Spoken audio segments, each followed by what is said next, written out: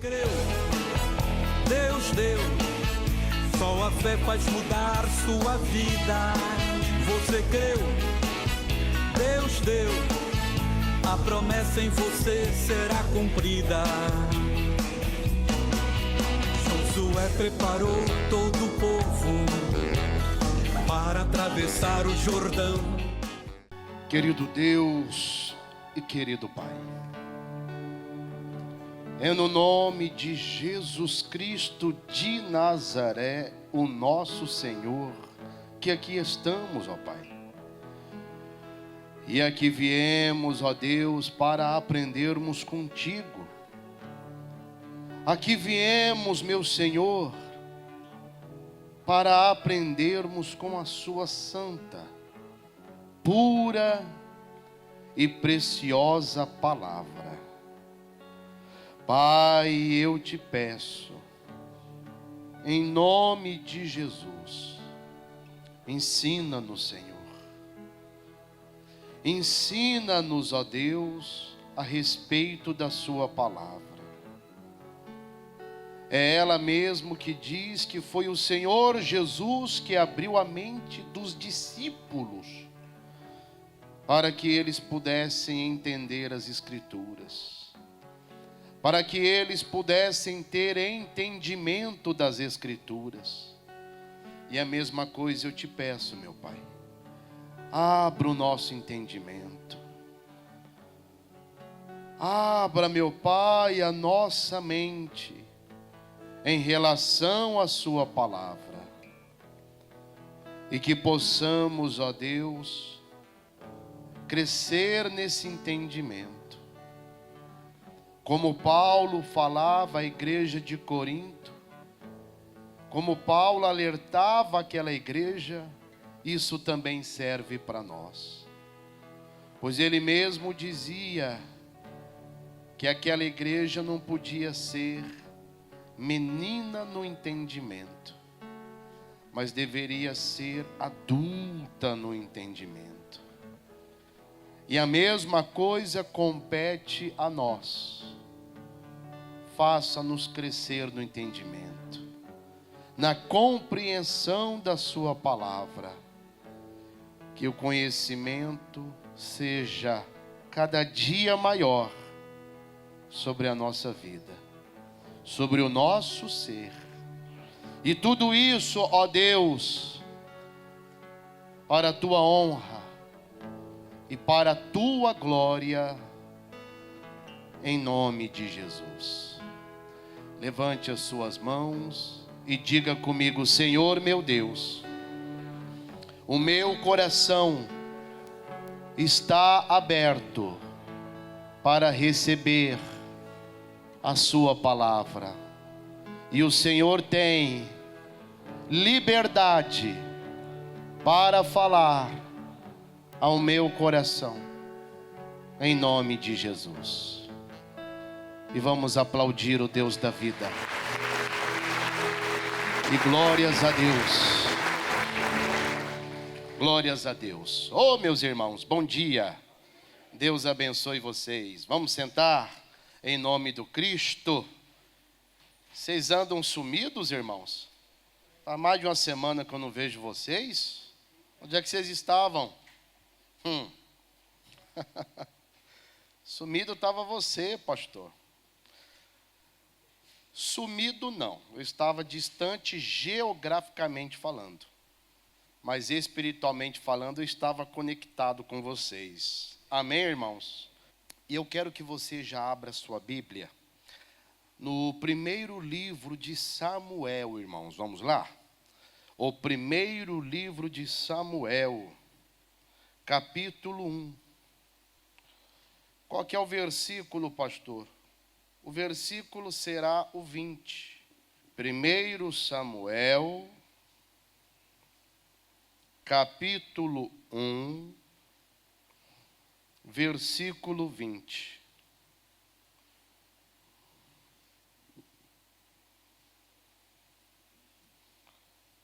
Vocês acharam? Tá fácil, né? Fácil de encontrar.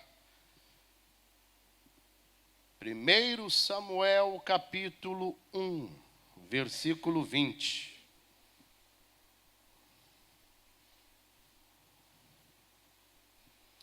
Todo mundo encontrou? Então tá, deixa marcadinho aí. Daqui a pouquinho nós vamos ler o versículo 20, ou melhor, vamos ler agora. Eu ia fazer uma breve introdução, mas a introdução pode vir depois da leitura do texto. Diz assim: e sucedeu o quê? Passado algum tempo, o que aconteceu, igreja? Ana concebeu e teve um filho, e chamou o seu nome Samuel, porque dizia ela: o tenho pedido a quem? Ao Senhor. Vamos ler de novo? E sucedeu que, passado algum tempo, Ana concebeu e teve um filho, e chamou o seu nome Samuel, porque dizia ela: o Senhor, ou melhor, o tenho pedido ao Senhor. Nós vamos falar um pouco hoje a respeito de Ana. Ana, que foi mãe de Samuel. Samuel esse que dentro da história bíblica, irmãos, ele tem uma grande importância. Não é à toa que a Bíblia Sagrada carrega 2 livros com o nome dele. Quando você abriu a sua Bíblia em 1 Samuel, esse Samuel é justamente esse que foi gerado no ventre de Ana. E como eu acabei de falar, Samuel, ele é uma figura importante dentro da história bíblica. Até porque nós podemos dizer que ele exerceu 3 funções importantíssimas no Antigo Testamento. Samuel, ele foi o último juiz de Israel. Inclusive, ele é chamado como o juiz da transição. Qual transição, pastor? Quando Israel passou a ser governado por um monarca, ou seja, por um rei de carne e osso. Porque ele sempre foi governado pelo rei dos reis. Mas rei no sentido literal, um rei de carne e osso, na verdade, esse rei foi levantado nos dias de Samuel. Então Samuel viu o período dos juízes se findar, e Samuel viu o período da monarquia se iniciar. Além dele exercer o papel de juiz, ele também exercia a função de sacerdote e profeta. Então ele, Samuel, ocupava essas 3 funções. Ele foi juiz, depois ocupou a função e a posição de profeta e sacerdote. Então ele é uma figura importante dentro da história bíblica. Só que eu não quero fundamentar tanto quem foi Samuel. Na verdade, nós vamos falar um pouco mais da mãe do Samuel, que foi a Ana. Porque a atitude dessa mulher, o que ela realizou, né, o que ela fez, isso muito nos ensina. E quando nós olhamos para os personagens bíblicos, para os nossos irmãos do passado, nós podemos extrair lições que eles nos deixaram e aplicarmos essas lições sobre a nossa vida, para que possamos avançar e progredir espiritualmente falando. Então eu quero destacar aqui 3 pontos importantíssimos que nós podemos enxergar na vida dessa mulher, na vida de Ana, que vivia numa amargura tremenda, numa tristeza profunda. E por quê, pastor? Bom, eu vou te explicar, mas você com certeza já leu isso nas Escrituras. Mas não custa explicar. Essa Ana, ela era casada com um homem chamado Eucana. E naquela época, vou repetir de novo, hein? Naquela época,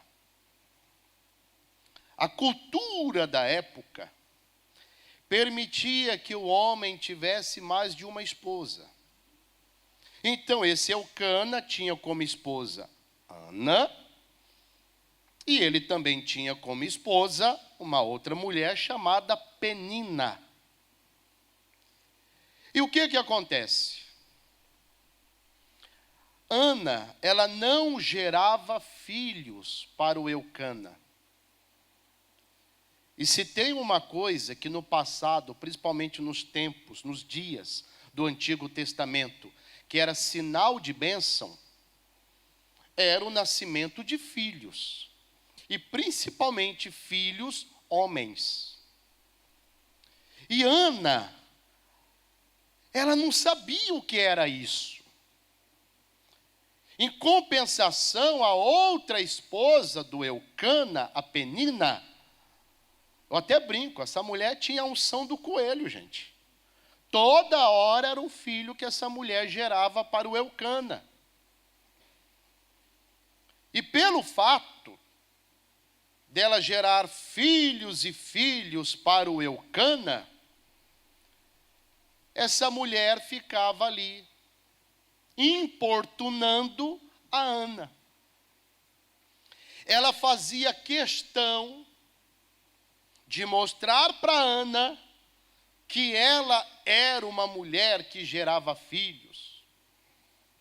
E como gerar filhos era sinônimo de bênção, e não gerar filhos podia ser considerado um indício de maldição, Ana se sentia mal com isso, triste, amargurada.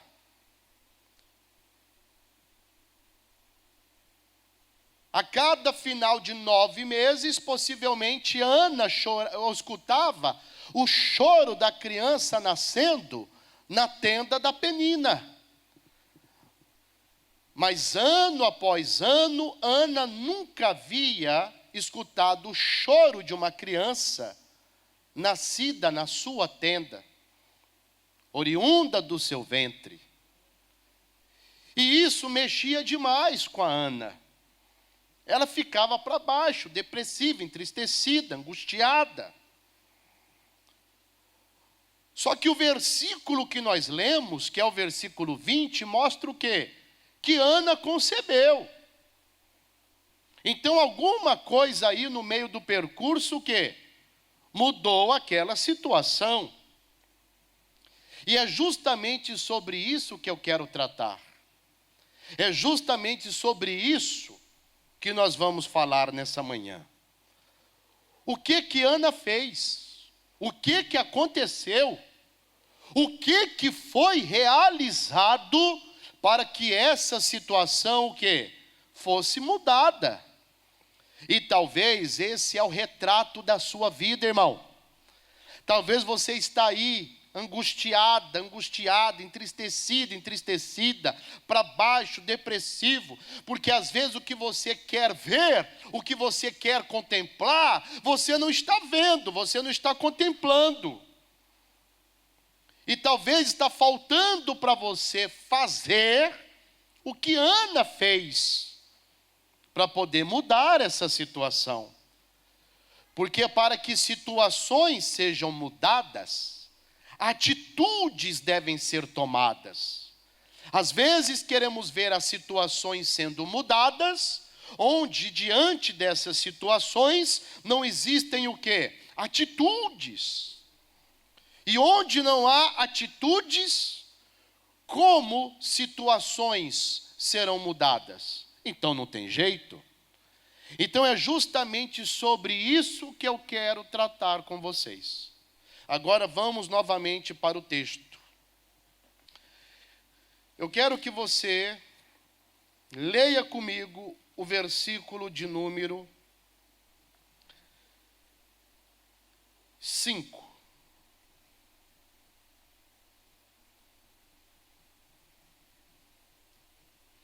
O versículo de número 5 do capítulo 1 diz assim: porém, a Ana dava uma parte, o que, irmãos? Excelente. Porquanto ele amava Ana. Porém, o Senhor lhe tinha fechado, cerrado, o que? A madre, ou seja, o ventre. Então aqui, irmãos, o texto ele é muito claro.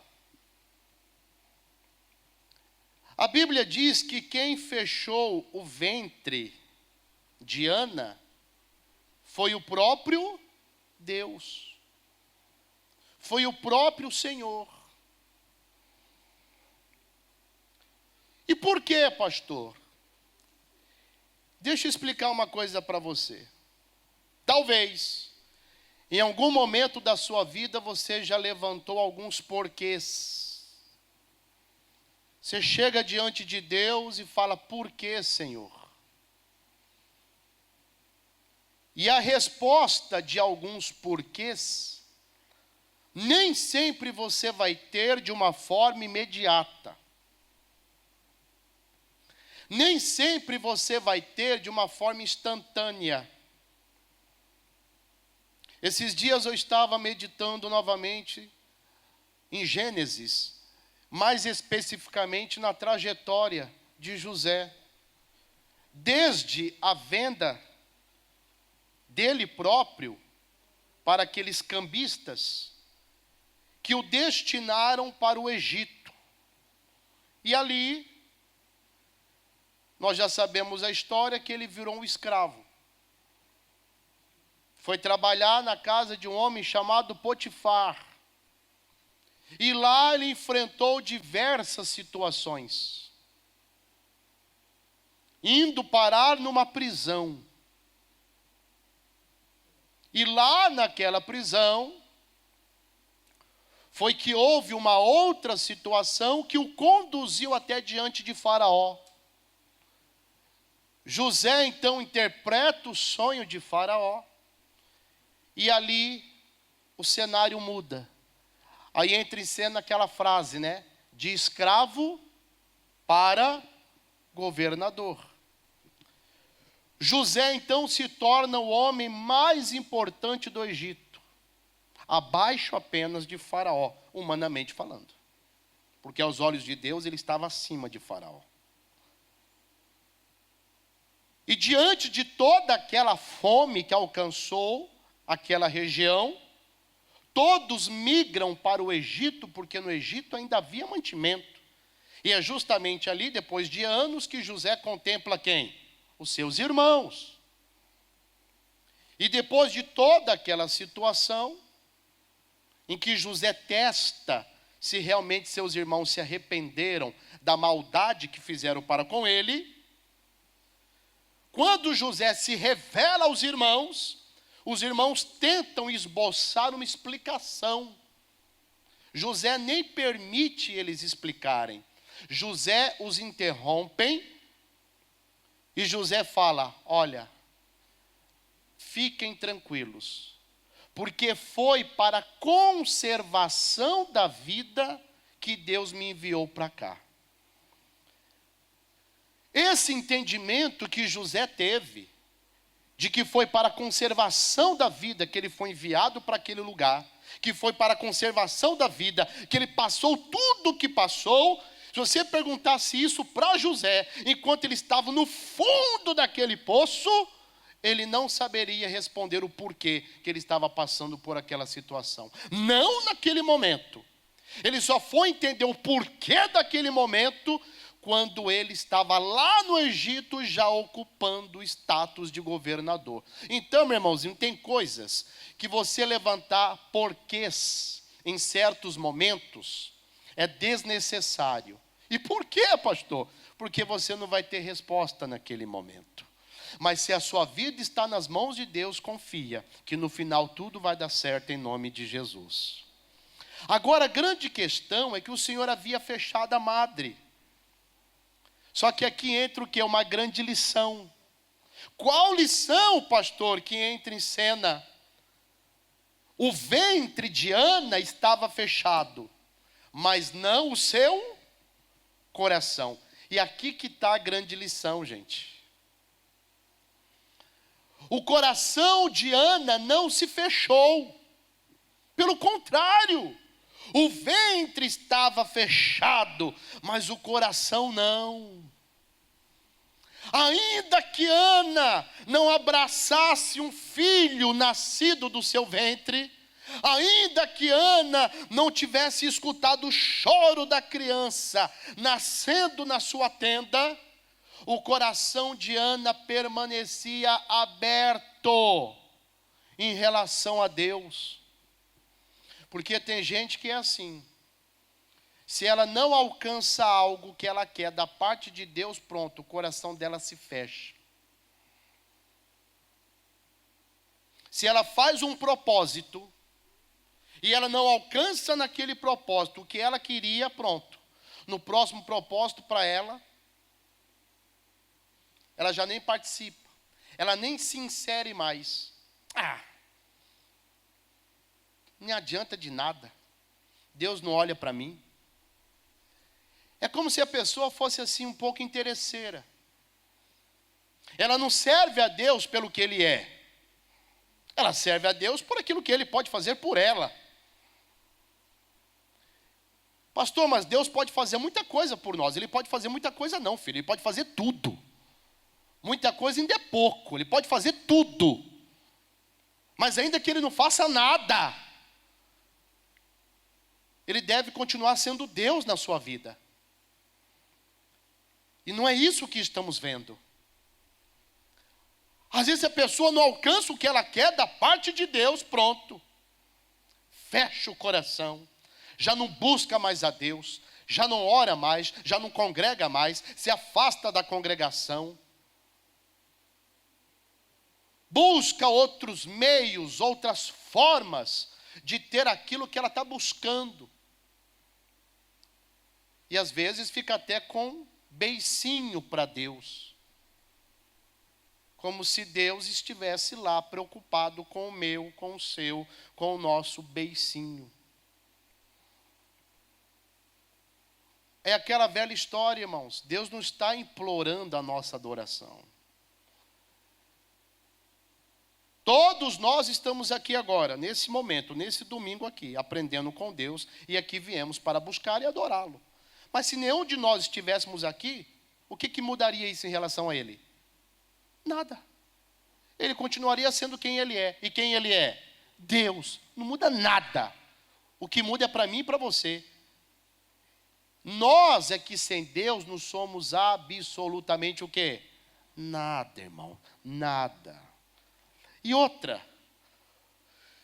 Às vezes a pessoa, ela foca somente aquilo que é terreno, gente. Somente aquilo que é momentâneo, somente aquilo que é passageiro. Ela deposita as esperanças dela em Deus somente naquilo que compete a esse plano terreno. Irmãos, mas olha o que a Bíblia diz.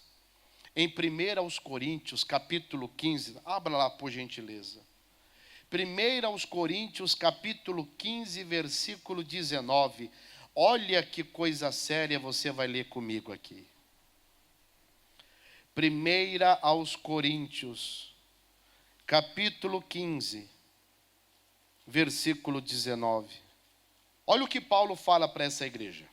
Se esperamos em Cristo só nesta vida, ou seja, só para questões terrenas, somos o que, gente? Os mais miseráveis de todos os homens.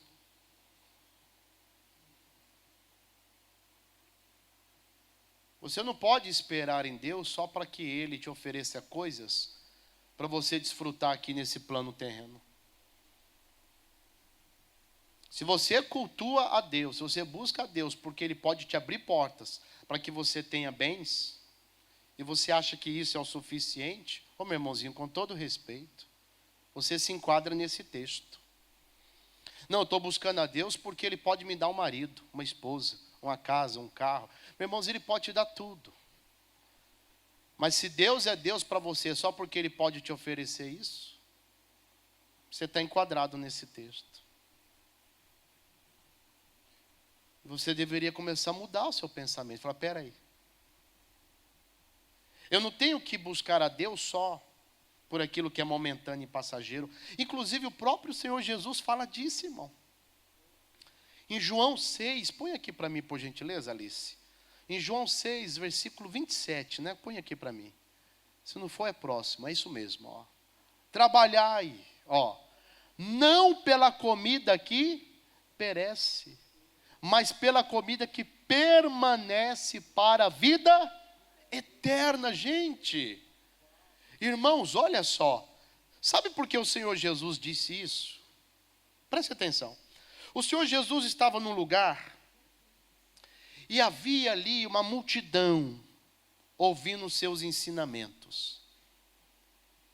O Senhor Jesus, movido de compaixão, porque aquele povo estava ali sendo alimentado pelo alimento espiritual, mas o Senhor Jesus percebeu que eles também precisavam do alimento natural. Então o Senhor Jesus multiplica os pães e os peixes. E ali, a Bíblia Sagrada diz que aquela gigantesca multidão se alimenta dos pães e dos peixes. Aí o Senhor Jesus termina o culto daquele dia, vamos dizer assim, o sermão daquele dia, o ensinamento daquele dia, e o Senhor Jesus parte para um outro lugar, para continuar a sua obra missionária. Quando o Senhor Jesus chega lá, quem está lá? O mesmo povo. Só que o povo estava lá, não pela palavra, não pelo ensinamento, mas o povo estava lá por causa do pão e do peixe. O Senhor Jesus, que sonda os corações, que conhece cada um. Por isso que lá em Hebreus 4:12 a Bíblia diz que a palavra de Deus é viva e eficaz. E quem é a palavra de Deus, gente? Jesus. A palavra de Deus é viva e eficaz. Ela é mais afiada do que uma espada de 2 gumes. Penetra na divisão da alma e do espírito, entre juntas e medulas. E é apta para discernir o quê? Os pensamentos e as intenções do coração. O Senhor Jesus olhou para aquele povo. E o Senhor Jesus entendeu o que estava no coração. E o Senhor Jesus chegou para eles e disse: vocês estão aqui não pelos sinais, não pela palavra, mas vocês estão aqui por causa do pão, por causa do peixe. Aí é onde ele emenda o assunto e fala isso daí, ó. Trabalhai pela comida que, não pela comida que perece, mas pela que permanece para a vida eterna. O que o Senhor Jesus estava falando? Tem coisas mais importantes do que apenas questões terrenas, que são questões espirituais. Então, o coração de Ana, gente, continua aberto. Mesmo Ana não tendo o filho em seus braços. Isso é lição para nós. Isso é lição para mim, é lição para você. Independentemente do que teremos ou não da parte de Deus, Ele deve continuar sendo quem Ele é para nós. Independentemente se teremos ou não, nós devemos ser aqueles adoradores a quem Ele procura. Eu acho lindo quando eu olho para a Bíblia Sagrada e eu vejo Jó. Jó perdeu tudo, gente. Tudo. Jó perdeu todos os seus bens materiais. Jó perdeu todos os seus filhos. E não eram poucos. E olha a oração desse homem. Jó 1:21. Põe aqui para mim, por favor. Coloca lá, Alice. Jó capítulo 1, versículo 21. E disse: nu saí do ventre de minha mãe, e nu tornarei para lá. O Senhor o deu, e o Senhor o tomou. Bendito seja quem? O nome do Senhor. Da noite para o dia, Jó, que tinha tudo, não tinha mais nada. Mas o coração dele continuou aberto para quem? Para Deus. Davi, quando orava pelo seu filhinho doente, que acabou morrendo, Davi, depois que soube da morte do menino, a Bíblia diz que ele se levanta do quarto, que ele estava prostrado, rendido aos pés do Senhor, suplicando pela vida da criança, ele levanta. Troca de roupa, toma o seu banho, unge a sua cabeça e entra no templo para fazer o quê? Adorar ao Senhor. O ventre de Ana estava fechado, irmãos, mas o coração não. Nunca feche o seu coração para Deus. Que o meu, o seu, o nosso coração esteja sempre aberto para o Senhor, em nome de Jesus. Amém? Segunda lição que podemos aprender aqui. Volta para o texto de Samuel, por favor. Vamos ler o versículo de número 8. 1 Samuel, capítulo 1, versículo 8. O texto diz assim: então Eucana, seu marido, lhe disse: Ana, por que choras? E por que não comes? E por que está mal o teu coração? Não te sou eu melhor do que 10 filhos? Irmãos, essa última parte, ó. Não te sou eu melhor do que 10 filhos? O que o Eucana estava querendo dizer aqui? A Bíblia diz que o Eucana amava a Ana. E amava mesmo. Talvez a Bíblia não cita com enriquecimento de detalhes, mas possivelmente ele até teve a Penina como esposa, porque realmente a Ana não gerava filhos, ele tinha que gerar descendentes, então por isso que ele provavelmente procurou uma segunda esposa. Eu estou fazendo aqui aquilo que chamamos aí de interpretação extensiva, é uma suposição, sem ferir o texto. E realmente ele amava a Ana. Não é à toa que ele sempre tratava ela com carinho, com desvelo, com respeito. Quando eles iam sacrificar o Senhor, a parte dela era diferente. A parte da Penina era uma parte inferior, a parte dela era a parte melhor. Ele sempre enxergava a Ana diferente. Você pode ver a preocupação dele. Ele fala: Ana, por que você está chorando, Ana? Ana, por que você não come, Ana? Ana, vem cá, eu não sou melhor para você do que 10 filhos, Ana. Só que aqui nós temos que aprender algo importante, gente, que é a segunda lição. O que, pastor? Tem coisas na vida que são insubstituíveis. O Eucana queria substituir o filho pelo bom tratamento. Queria substituir o filho dando a melhor parte para ela do sacrifício. Queria substituir o filho dando a ela carinho, afeto e amor, que é importante. Mas nada disso substituía o filho que Ana queria. Irmãos, tem coisas na vida que são insubstituíveis. E eu quero destacar 2, eu poderia destacar 3, 6, 20, 30, 50, mas vamos destacar 2, até por causa do tempo. Nada pode substituir o tempo que você destina para Deus.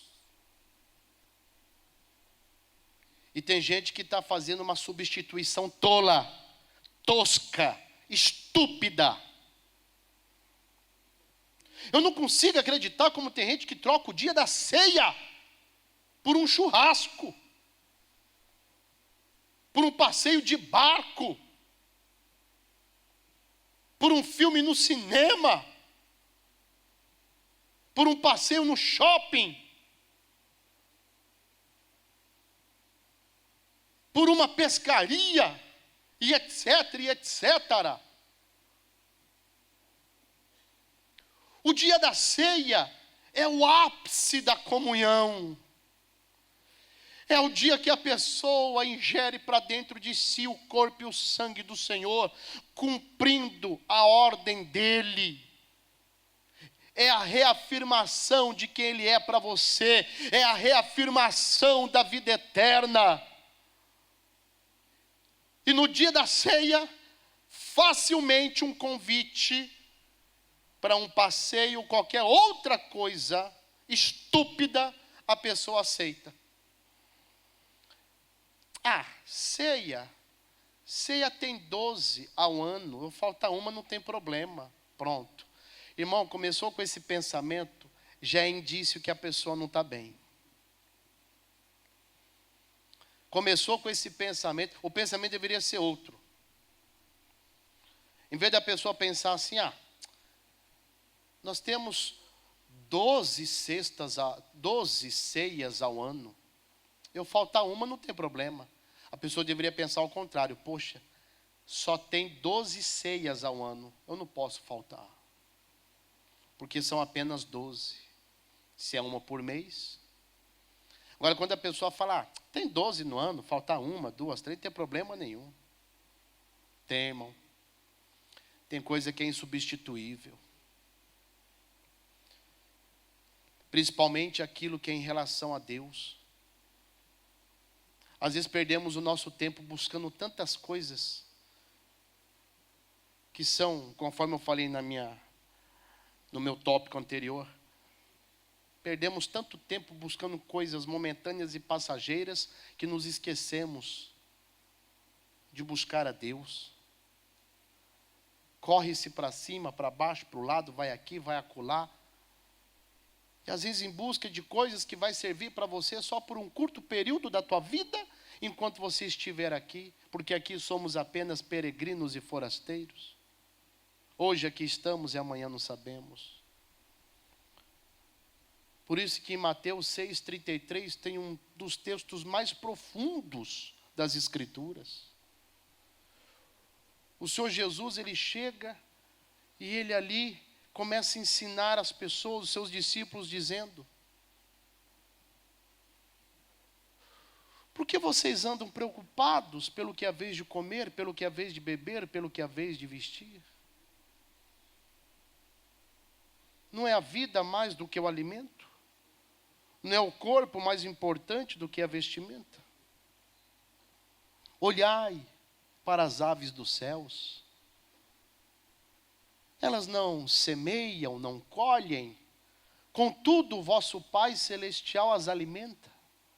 Não tendes vós muito mais valor do que elas? E qual de vós, com todo o vosso cuidado e preocupação, pode acrescentar um palmo à sua estatura? E quanto ao vosso vestuário, por que andais preocupados? Olhai para os lírios dos campos. Olha como eles crescem. Mas eles não costuram, não tecem. Contudo, eu garanto a vocês que nem mesmo Salomão, em toda a sua glória, se vestiu como um deles. Se Deus veste a erva do campo, que hoje existe e amanhã é lançada fora, não vos vestirá muito mais a vós, ó homens de pequena fé. Por isso não andeis preocupados, dizendo que comeremos, beberemos ou com que nos vestiremos, porque de tais coisas os gentios se preocupam, e Deus bem sabeis que vós necessitais delas. Aí vem o versículo 33 que fecha com chamada chave de ouro, que ele diz: mas buscai em primeiro lugar o quê? O reino de Deus e a sua justiça. E todas estas coisas vos serão o quê? Acrescentadas. O problema é que às vezes invertemos as posições. Primeiro buscamos as outras coisas, que são até importantes, mas vão te servir só por um curto espaço de tempo. E aquilo que é mais importante vai ficando.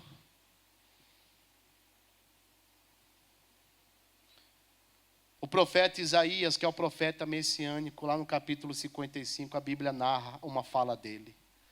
Buscai ao Senhor, enquanto que se pode achar. Invocai-o enquanto está perto. Às vezes a pessoa está em busca de achar outra coisa e não ao Senhor. A pessoa não entendeu que tudo vem dele. Quando você busca Ele, tudo vem dele. E às vezes perdemos tempo, irmão, vendendo o tempo que é para ser destinado ao nosso Senhor. O diabo, irmão, ele também é ladrão. Às vezes o diabo está roubando o seu tempo, o tempo que você deveria estar se dedicando a Deus, o diabo está roubando. E você não está percebendo.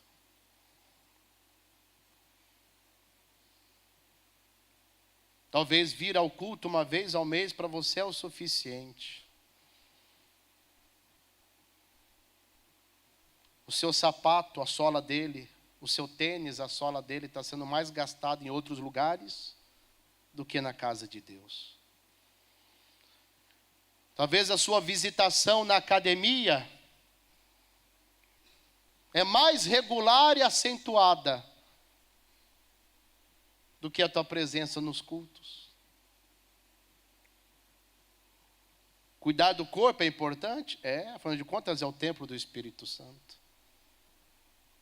Precisar acordar às 5:30 da manhã para poder fazer a tua... É série que fala, pastor? 1, 2, feijão com arroz. 3, 4, feijão no prato. Né? Talvez você acorda. Mas se tiver que acordar às 5:30 para estar num culto, talvez não faça. Tem coisas, irmãos, que são insubstituíveis. Não venda o tempo do teu Senhor. Quer ver uma coisa? Uma outra coisa, melhor dizendo, que é insubstituível? O tempo que você dedica aos cuidados em relação à sua família.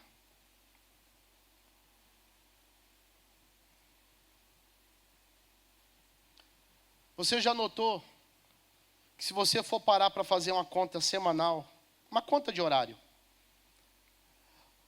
para fazer essa conta. Quanto tempo você dedica ao cuidado em relação à sua família? Quanto tempo você se dedica ao cuidado em relação às outras coisas? O tempo está passando, a sua família está passando e talvez você não está percebendo.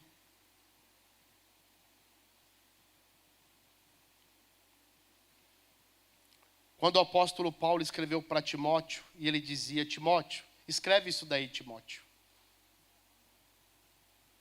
Aquele que não tem cuidado dos seus, e principalmente dos da sua casa e da sua família, fez o que, gente? Negou a fé.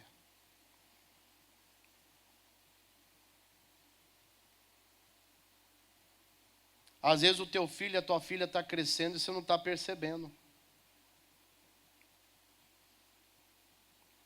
Daqui a pouco você está levando ele ou ela para o altar, para que ele ou ela constitua a família deles. E o tempo passou e você não se dedicou aos seus.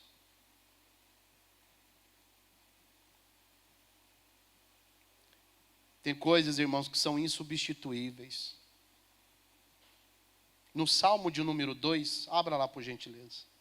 Já estou terminando, tá, irmãos? Salmo 2, nós vamos voltar aqui em Samuel, tá? Marca aí, nós vamos voltar. Salmo capítulo 2. Salmo 2, versículo 12. Beijai o filho, para que se não ire e pereça no caminho, quando em breve se inflamar a sua ira. O salmista aqui começa destacando o seguinte: beijai o filho, ou seja, manifeste carinho, manifeste atenção, manifeste afeto. Presente é bom. Você pode cobrir os teus filhos de presente. Presente não substitui afeto, carinho, demonstração de amor. Às vezes tudo que o teu filho e tua filha precisa é sentir a temperatura do teu corpo num abraço. Você beijar o rosto dele e falar: eu te amo, meu filho. Te amo, minha filha. Papai e mamãe quer o seu bem. Talvez chegue em casa, a criança quer a sua atenção, você sai daqui! Assustou, pastor? Você fez assim? O pastor fez até assim.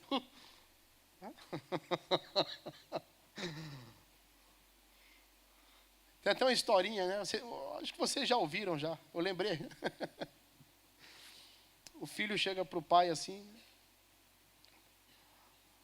pai, quanto o senhor ganha por hora no seu trabalho? Ah, menino, para que você quer saber? Não, pai, preciso saber. Aí o pai não falava. No outro dia o pai chegava do serviço: ô pai, quanto você ganha por hora? Aí de tanto o menino insistir, teve um dia que ele falou. Aí faz de conta lá, sei lá, chutar um valor aqui, R$100 por hora. Não sei nem fazer, né, esse tipo de conta, mas sei lá, R$100 por hora. Hora trabalhada. Aí o filho agora começa a pedir: pai, o senhor me dá R$1? E o pai, nem resistindo. Até que teve um dia que o pai enfiou a mão no bolso e falou: tá aqui, menino, pode me encher o saco, o que você quer R$1? Ele falou: não, pai, que eu tenho aqui no meu cofrinho R$99. Aí com esse R$1 eu consigo gerar 100. Eu queria comprar 1 hora do seu tempo, para o senhor ficar comigo. Entendeu? Tem coisa, gente, que é insubstituível, irmão. Tem coisa que você não pode perder. Perder não volta. Então quando Elcana chega para Ana e fala: Ana, vem cá, você não tem filho, Ana, mas eu não sou melhor que 10 filhos. O Elcana não entendeu que Ana queria abraçar aquilo que vinha dela. Ana queria sentir no seu colo aquilo que nasceu do seu ventre. Tem coisas, irmãos, que são insubstituíveis. Amém? Terceira lição, e aqui eu termino hoje a pregação. Além do coração de Ana permanecer aberto, além de entendermos que tem coisas que são insubstituíveis, tem uma lição muito importante que está lá no versículo 10. Volta lá em 1 Samuel. Diz assim o texto: ela, pois, com amargura de alma, o que ela fez? Orou ao Senhor. E chorou o quê? Abundantemente. E no versículo 19 a Bíblia diz: e levantaram-se de madrugada e adoraram perante o Senhor, e voltaram e vieram à sua casa a Ramá. E Elcana conheceu o que, gente? A Ana. Conheceu aquele e se relacionou. E Ana, sua mulher. E o Senhor fez o que, gente? Se lembrou dela. Vamos ler novamente. E levantaram-se de madrugada e adoraram perante o Senhor, e voltaram e vieram à sua casa a Ramá. E Elcana conheceu a Ana, sua mulher, e o Senhor se lembrou dela. E a partir daqui é o nascimento de Samuel. Mas sabe o que é uma lição preciosa nós temos aqui? Que antes de Samuel ser gerado no ventre, primeiro Samuel foi gerado aonde, gente? Em oração. Tem coisas que primeiro devem ser geradas na oração. Antes de Ana sentir Samuel mexendo no seu ventre, antes de Ana sentir que algo estava sendo gerado dentro dela, Ana primeiro gerou o seu filho em oração, irmão. O que você tem gerado em oração, se é que você tem orado?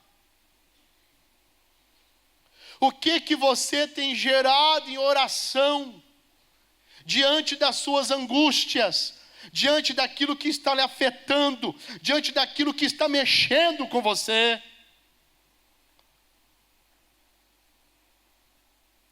No Salmo 121, vamos lá. 120, perdão, versículo 1.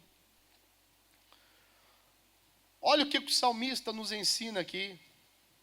Salmo 120, versículo 1. Acharam? Na minha angústia.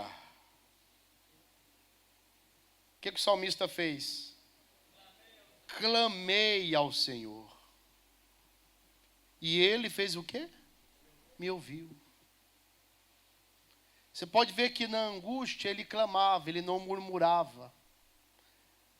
Muitos, infelizmente, no dia da angústia murmuram. O coração se fecha, como eu falei lá no início. A Ana angustiada. A Bíblia diz que ela entra no templo. E essa mulher se derrama diante do Senhor. Essa mulher está ali, clamando, buscando, dizendo: Senhor, olha para mim, Senhor. Cumpra em mim, Senhor, o desejo do meu coração.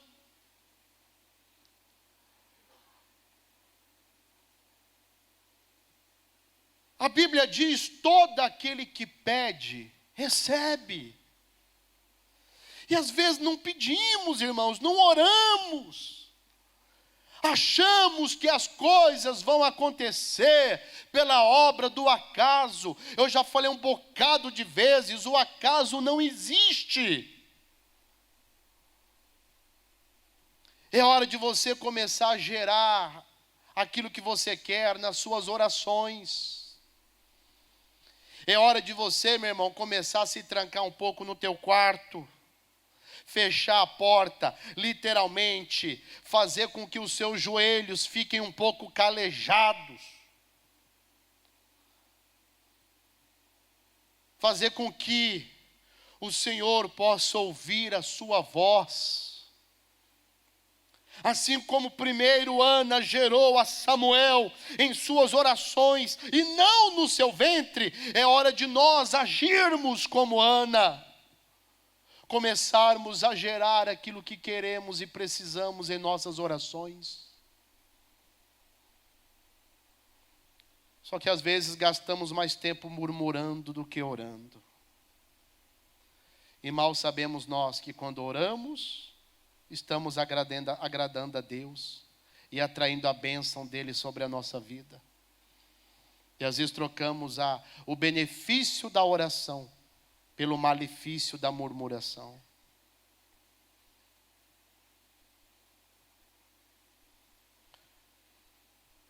Talvez os ouvidos do Senhor estão lá. Talvez não, a Bíblia diz que estão atentos ao clamor. Mas não está existindo o clamor. Talvez está existindo outra coisa. Só que o texto é claro, o texto diz que o Senhor ouviu a oração dela. Irmão, eu não estou sendo carnal no que eu vou falar não, mas quando Elcana estava lá com a sua mulher, no ato íntimo, ali, naquele momento, Deus abriu o ventre de Ana. A oração que ela fez ainda lá, naquele lugar, se derramando diante do Senhor, foi ali que Samuel foi gerado. E depois que eles voltaram para sua terra, que quando Elcana foi cumprir o seu papel de marido dela, o papel de esposa, que é normal, o Senhor se lembrou da oração que Ana fez. Agora a pergunta é: o Senhor tem se lembrado de qual oração que você tem feito?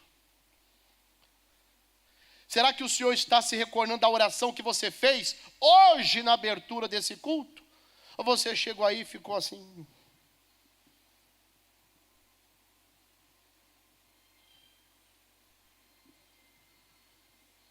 Irmãos, é hora. É hora de nós começarmos a gerar aquilo que precisamos e necessitamos em nossas orações. Aquilo que Ana segurou em seus braços foi fruto do que foi gerado primeiro em oração. Deus quer entregar Samuel para muita gente aqui. Mas primeiro você tem que gerá-lo em suas orações. Gerá-lo em suas súplicas. No seu clamor. Em nome de Jesus. Glória a Deus. Fique de pé. Eu quero orar com vocês. Você creu, Deus deu, só a fé faz mudar sua vida. Você creu, Deus deu, a promessa em você será cumprida. Josué preparou todo o povo para atravessar o Jordão.